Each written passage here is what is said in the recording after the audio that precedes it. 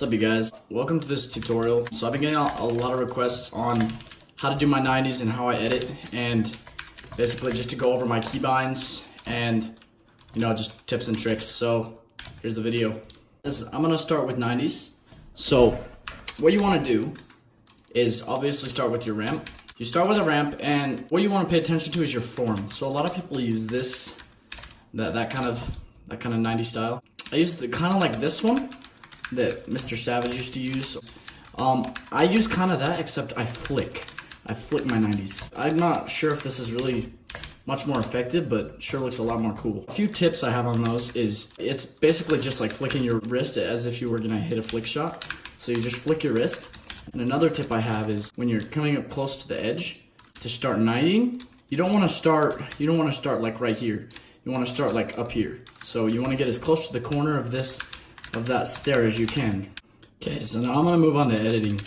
The first tip on editing would be definitely to practice all the time.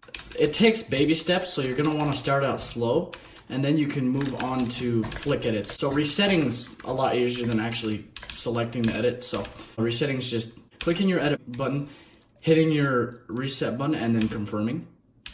And that resets the edit.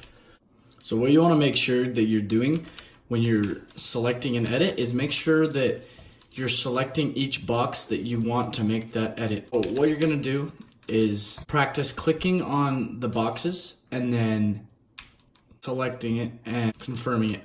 So when you practice, your editing will be super accurate. So a flick edit, once you get used to selecting each box, it looks something like this.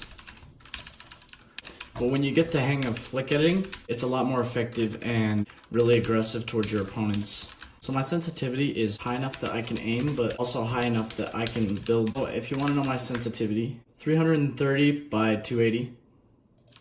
And yeah.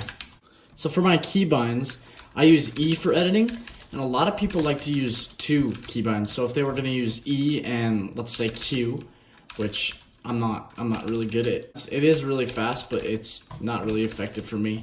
A lot of people also like to use the scroll wheel for edit reset. I personally don't use this, but I have it just in case, you know, I'm in a troubled situation and I can't reset my edit for some reason. So yeah, have a nice day. Please leave a follow and drop a like. Thanks for watching.